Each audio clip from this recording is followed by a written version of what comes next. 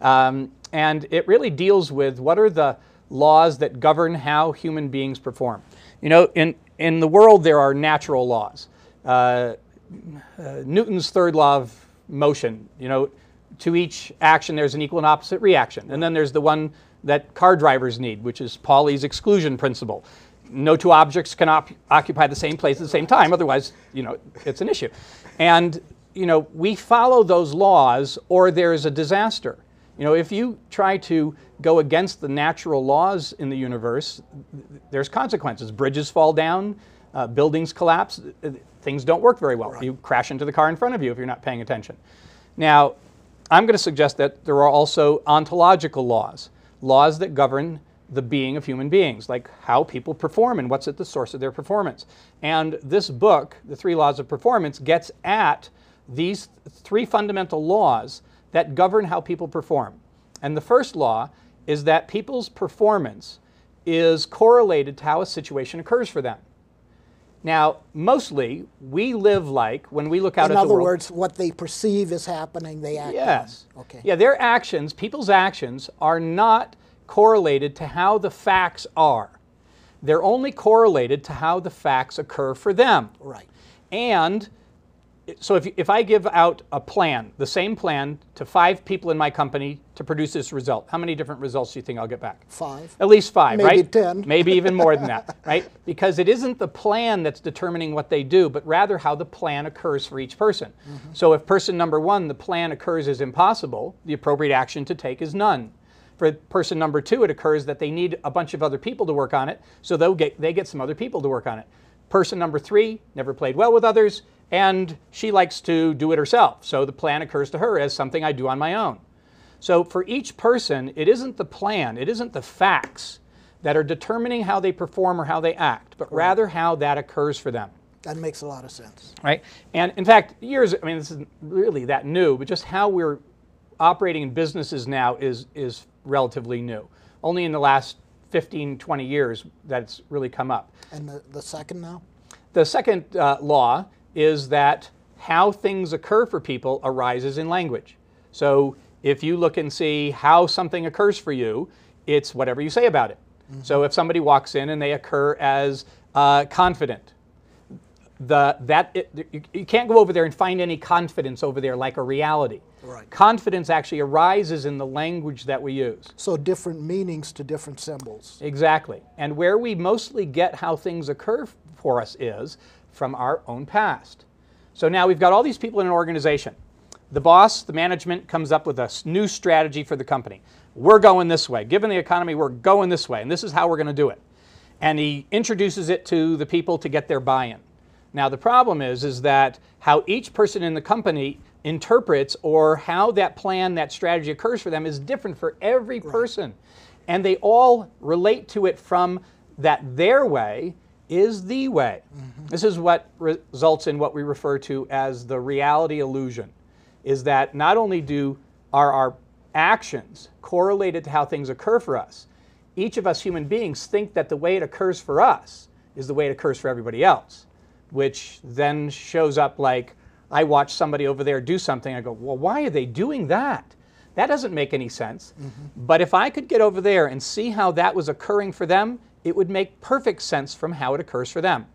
So one of the dilemmas now for business leaders is, well, how do you impact how things occur for your employees? Mm-hmm. Well, that's why people hire us, because it takes some work.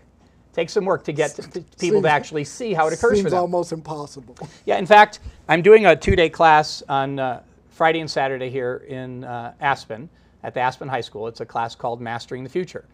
And it's a 2-day class in having people get clear about how the world is occurring for them. Mm-hmm. You know, most of us are successful in some things and not in others.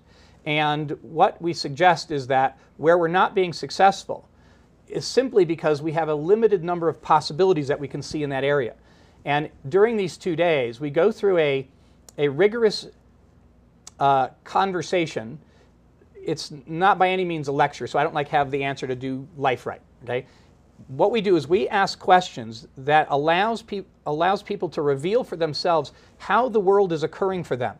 And then not only to see how it's occurring for them, but that if it keeps occurring that way, they have a default future. They have a way the future's probably going to go, and when they see that, they can take a look and see, you know, I'm not actually interested in it going that way.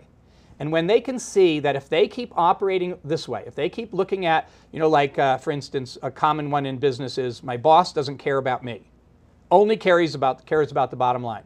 Now, if I come into a meeting with my boss, I don't care what he's going to talk about. If who I'm being when I walk in is he doesn't care about me, everything goes through that filter. Even if he introduces, he says, here, I'd like you to do this new program, it'll really help you.